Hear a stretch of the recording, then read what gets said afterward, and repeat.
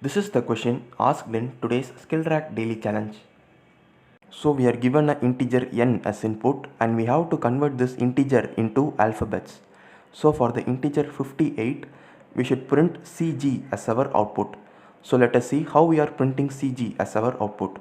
So first it is given in the question that we have to divide the integer n by 26 until the n becomes 0. So the value of n is 58. So 58 divided by 26.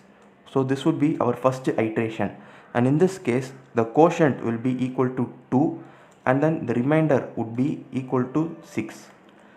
And now we have to take the value of remainder plus 1. So remainder is 6. 6 plus 1 would be 7.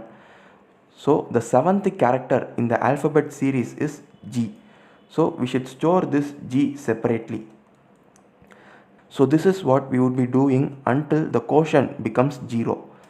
So now we have to divide 2 by 26.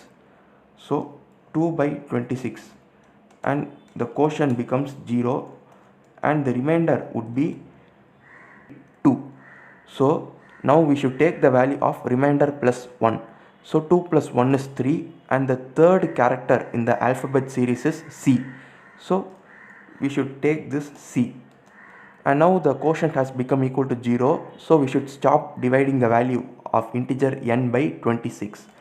And the two characters which we have found is GC. Now we have to print these characters in reverse order. So first we have to print C and then we have to print G. So that is our output, CG. Now let us see how to write a C program for this. So first I am creating two integers n and k. And for the integer k, I am assigning the value 0, and in the next line I am accepting the value of integer n, and then I am creating a character array named ARR of size 64. So we can store up to 64 characters in this array.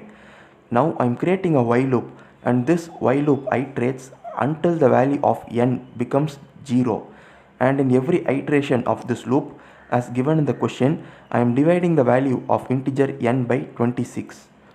And in every iteration of this loop, we should consider the value of remainder. So n mod 26 would be the remainder. Suppose if the remainder is 5, then the fifth character in the alphabet series is E, and the ASCII value of E is equal to 70. So 5 plus 65 will only be equal to 70. So that is why we add this 65.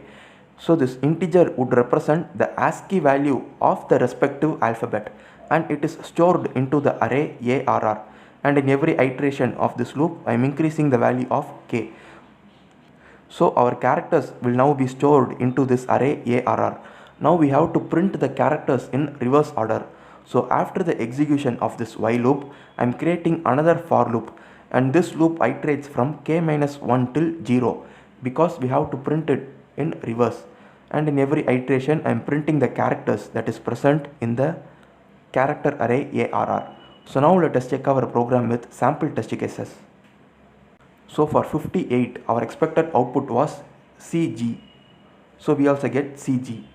Sample input 2 and our expected output is BMM. So we also get BMM. So this is the logic behind today's daily challenge. Thank you for watching.